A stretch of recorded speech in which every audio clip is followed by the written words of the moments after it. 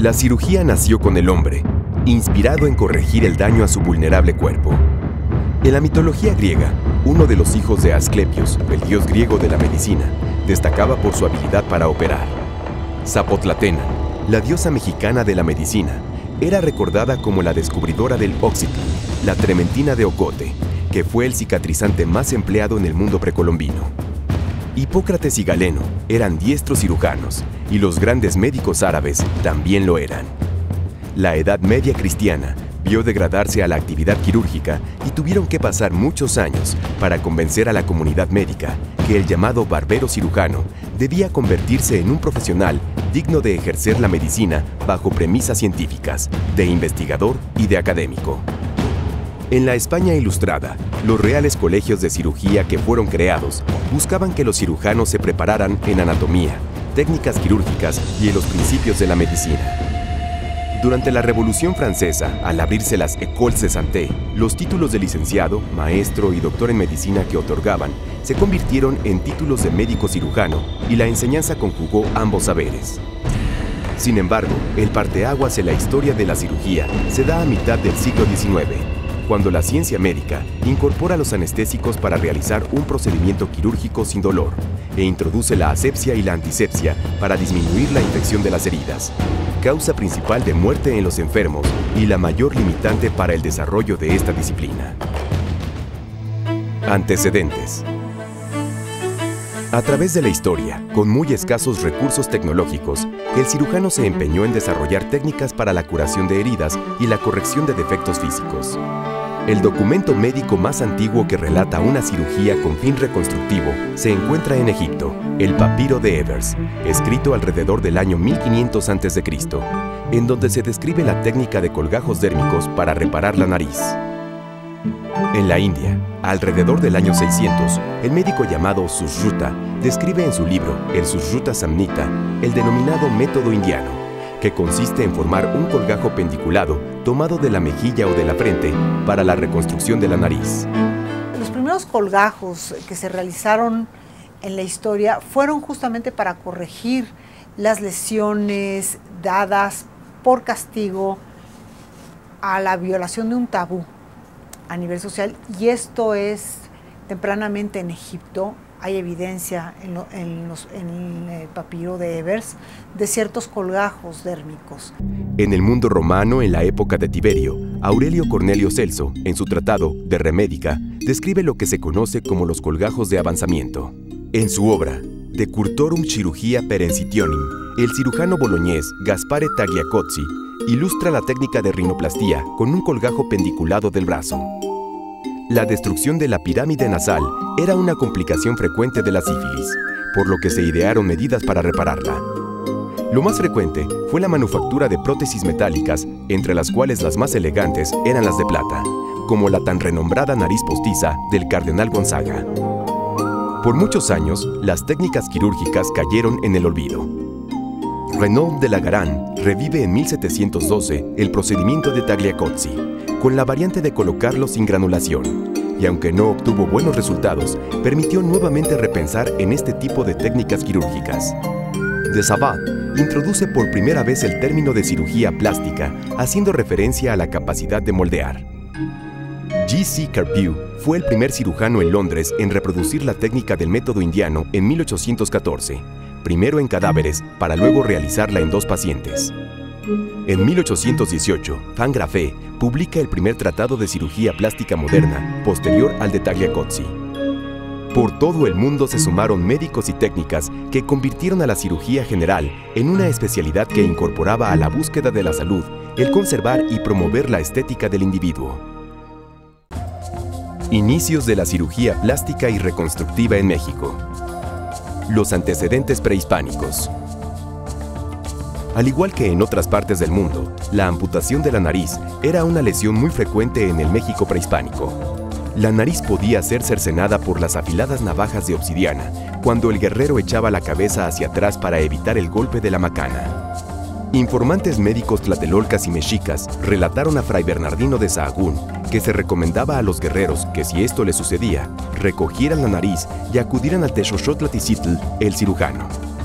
Tras cortar la herida y los bordes cortados de la nariz, el cirujano la volvía a colocar en su sitio, suturándola con cabellos o fibras muy delgadas de hilo de maguey, empleando como aguja la punta de una penca de maguey seleccionada por su pequeño diámetro. Los puntos debían ponerse a muy corta distancia uno del otro y la sutura debía cubrirse con miel. Además, se señalaba que si la nariz se ponía negra, es decir, que no recobraba la circulación, habría que quitarla y poner una artificial. Lamentablemente, los textos de la época no hacen ninguna mención de cómo se hacía esta nueva nariz. La cirugía reconstructiva en el México del siglo XIX. Lauro María Jiménez publica en el volumen de 1856 a 1858 del periódico La Unión Médica de México un artículo titulado Nuevo método de rinoplastía, en el cual hace consideraciones que siguen siendo vigentes hasta nuestros días. La rinoplastía para mediados del siglo XIX pretendía recuperar su forma a la nariz perdida, para que dejara de ser una fuente de estigma y evitar que agentes externos pudiesen destruir aún más los tejidos de la cara. Empleando inhalaciones de cloroformo como anestésico, se podían reparar lesiones de tipo congénito. Para Lauro María Jiménez, era posible la corrección del labio leporino, agregando a la sutura la incisión subcutánea del músculo orbicular de la boca. El defecto resultante de la complicación podía depender del tipo de incisiones y de la contracción del músculo orbicular.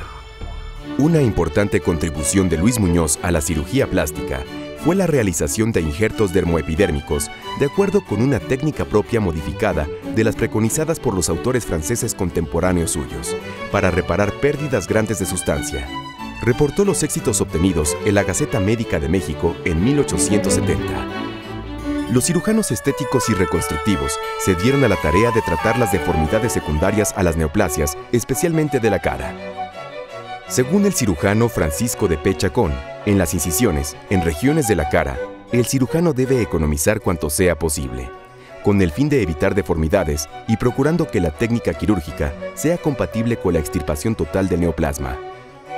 En el Hospital Beistegui, los doctores Hurtado, Icaza, Bertis, Prieto e internos del hospital llevaron a cabo la resección de un sarcoma encefaloide, tratando de conservar la parte sana del maxilar y evitar una malformación mayor.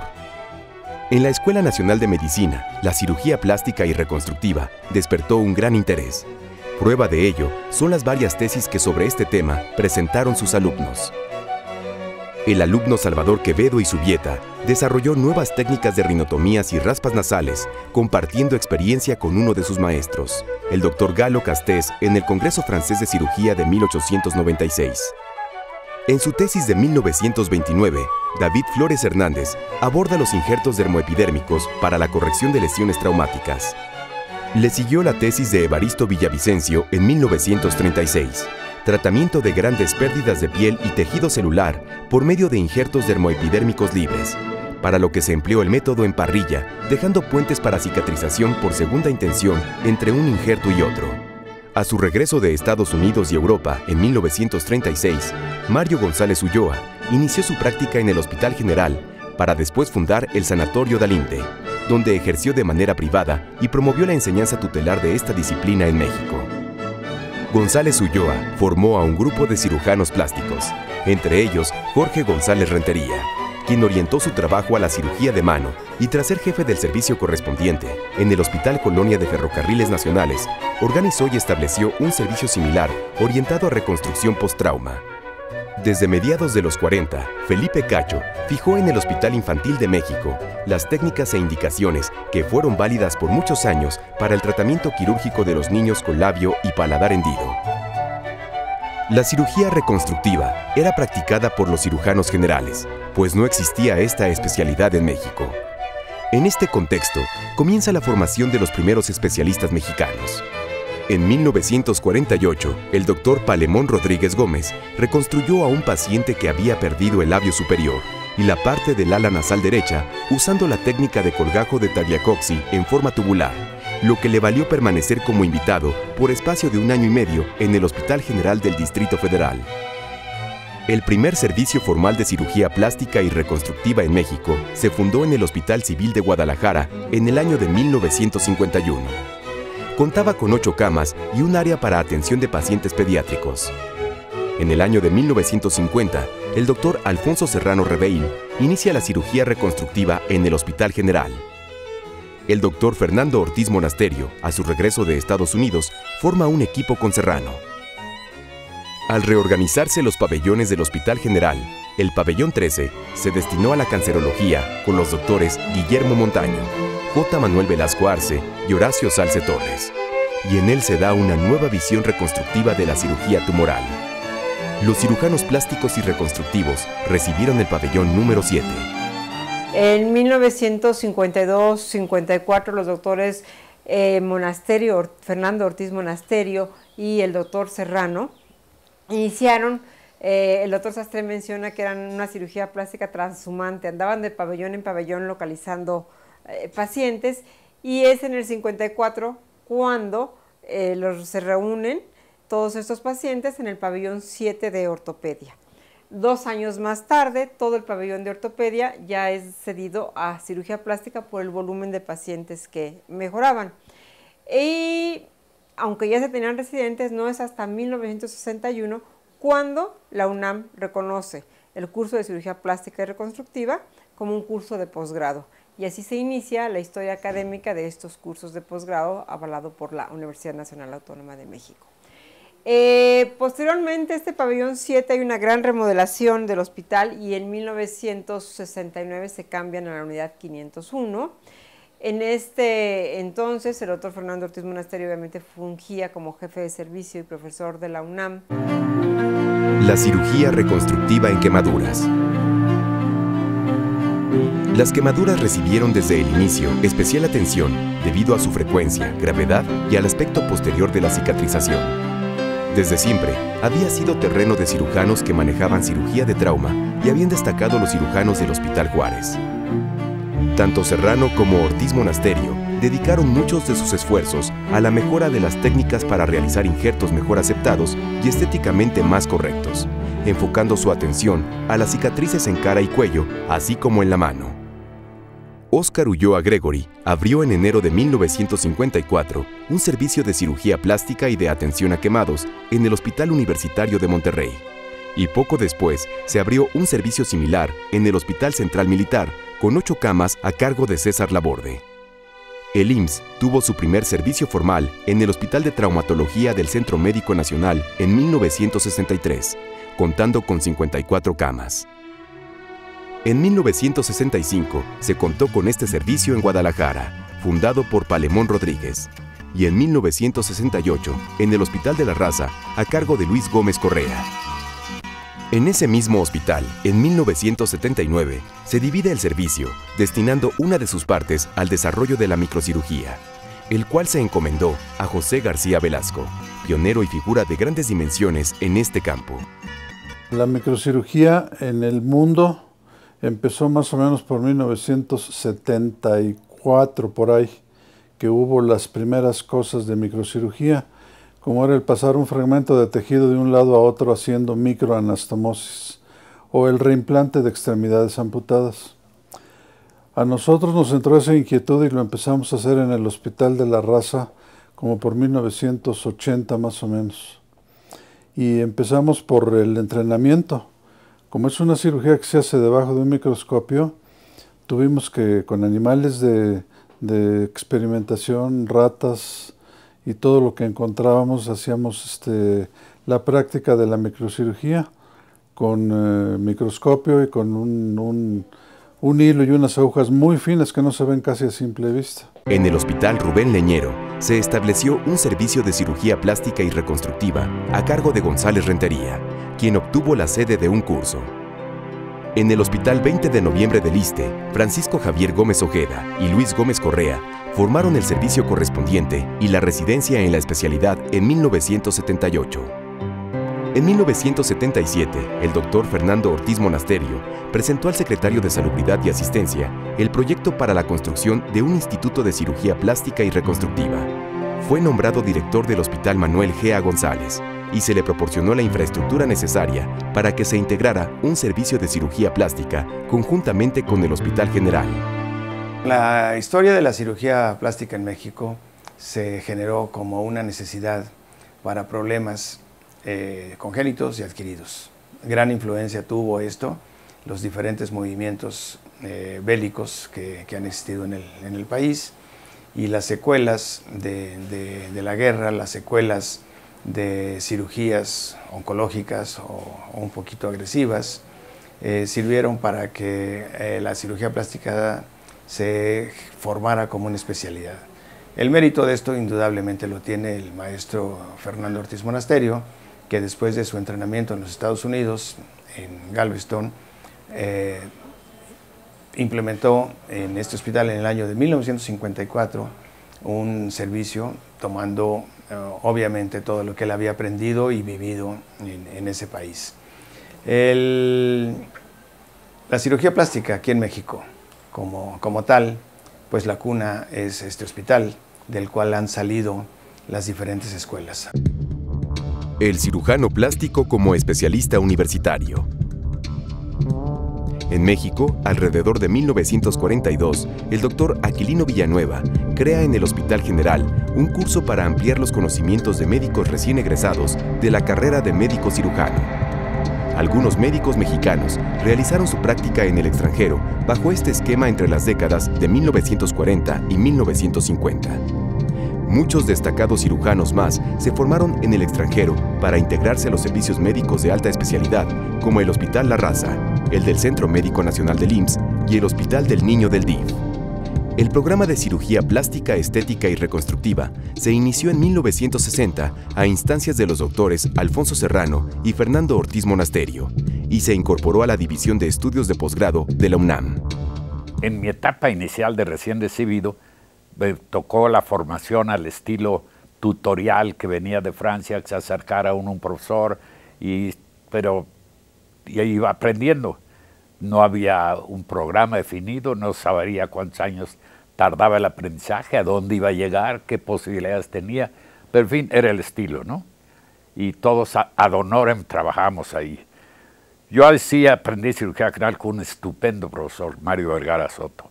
Y después me fui a los Estados Unidos a hacer cirugía plástica. Entonces vi el otro sistema anglosajón, que eran las residencias tiempo completo por 2 o 3 o 4 o 5 años en una disciplina en particular. Volví a México y, bueno, volví a trabajar al Hospital General, que era mi alma mater. Me interesaba mucho el programa de la enseñanza y, siendo el doctor Sepúlveda jefe de Dirección de Estudios Superiores, le propuse que me autorizara un curso que se llamaban entonces de adiestramiento de especialistas, que la idea había de oftalmología, don Magín Pucholanes, era un 8 a 12 de la mañana, pero eran fundamentalmente teóricos, poco contacto con el paciente. Bueno, pasado el tiempo le propuse al doctor Sepúlveda que me autorizara que el mío fuera una residencia tiempo completo. Dice, bueno, tú haz una residencia tiempo completo, por ahora yo te doy crédito por un curso de adiestramiento. Entonces empezamos así con la primera residencia tiempo completo afiliada a la División de Estudios Superiores, ahora División de Posgrado, de la universidad. Otra de las aportaciones de Ortiz Monasterio fue la creación de un grupo interdisciplinario que contaba con foniatra, psicóloga, ortodoncista y odontólogos. La primera clínica orientada de esta manera fue la de fisuras labiopalatinas, en la cual colaboraron Pedro Berruecos y Severino Tarasco, foniatras, Manuel Yudovich, ortodoncista y cirujano maxilofacial, y Julieta Eres, psicóloga. Los grupos multidisciplinarios, que ahora son muy común para todas las cosas, se iniciaron seguramente hace muchísimo tiempo en muchos países, ¿no? El primero con el que me tuve contacto fue las clínicas de labio y paladar en los Estados Unidos, que es una malformación mucho más compleja de lo que parece, de lenguaje, de oclusión dentaria, de ortodoncia, de esto. Y entonces, pues empezamos en México con una clínica de esas. La primera era en el departamento dental del Hospital General, en un escritorio descascarado. Ahí nos reuníamos Severino Tarasco, que se ocupaba del lenguaje, Ernestina Martínez del departamento dental, Manuel Yudois, que ha sido valiosísimo como ortodoncista, y Julieta Eres en la cosa de psicología. Y entonces le damos un estudio integral a los pacientes decía, bueno, ¿de qué? Si el labio queda bonito y no habla bien, ¿a dónde estamos, no? Y si finalmente habla bien y la cara no crece bien, pues necesitamos ortodoncistas. Y aprendimos muchísimo unos de otros. Eso ya también ahora es una cosa muy aceptada, grupos de esos en diferentes partes del país, ¿no? En diferentes hospitales, ¿no? Un programa similar se desarrolló en el Hospital Universitario de Monterrey a cargo del Dr. Óscar Ulloa Gregory. Posteriormente, hubo sedes en el Centro Médico Nacional, en la Universidad del Estado de Jalisco, en el ISSSTE y en los hospitales del Departamento del Distrito Federal. Fundación de la Sociedad de Cirujanos Estéticos. En México, a instancia del Dr. Mario González Ulloa, en 1948, junto con el Dr. Palemón Rodríguez Gómez, se funda la Asociación Mexicana de Cirugía Plástica, hoy Asociación Mexicana de Cirujanos Plásticos, Estéticos y Reconstructivos. El Consejo Mexicano para Cirujanos Plásticos, Estéticos y Reconstructivos se creó en 1968. Desde 1982 se establecen claramente los requisitos para considerarse especialistas en cirugía plástica y reconstructiva. Los principales cursos de esta especialidad en la década de 1960 eran en el Hospital Universitario de Nuevo León, el del Hospital General, el del Hospital de Traumatología y Ortopedia del Centro Médico Nacional IMSS, el de los Servicios Médicos del Departamento del Distrito Federal, el del Centro Médico La Raza, en Guadalajara, el del Instituto de Cirugía Reconstructiva de Jalisco, y poco después, el del Hospital 20 de Noviembre del ISSSTE. Aportaciones de la cirugía plástica y reconstructiva mexicana.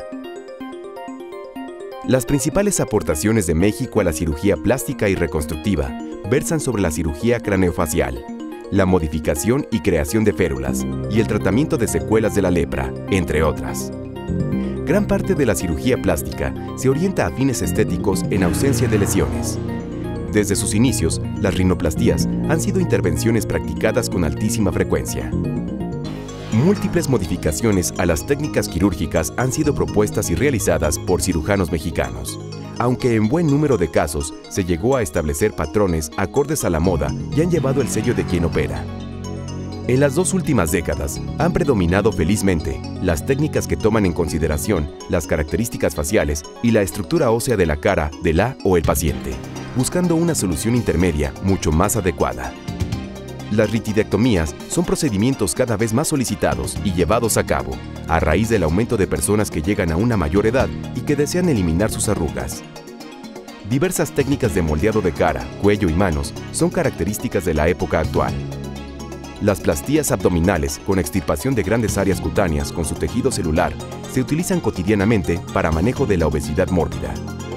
En cirugía de mano es muy conocida la férula de Araico, que consiste en la pulgarización con un alambre interno para evitar las contracturas de aducción, realizada por los doctores Araico, Martínez y González en el año de 1970.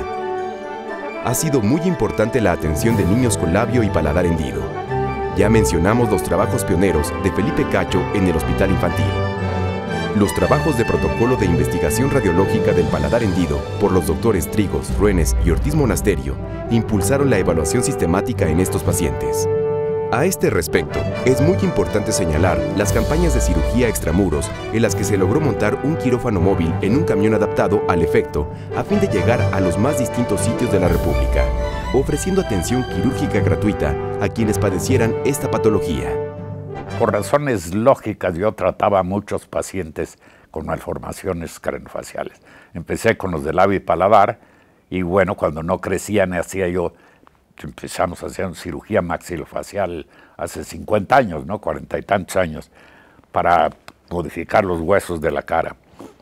En esto apareció Paul Tessier en Roma en 1968, yo creo, y presentó unos casos que nos dejaron atónitos a todos. Casos pacientes inteligentes, normales intelectualmente, pero físicamente de tal deformidad que vivían escondidos y tratados como retrasados. Entonces, Tessier se atrevió. Bueno, existía la cirugía maxilofacial de aquí a aquí, existía la neurocirugía de aquí a acá, ¿no? Y Tessier comunicó esto a través de las órbitas y empezó a mover todo. Y empezó a diseñar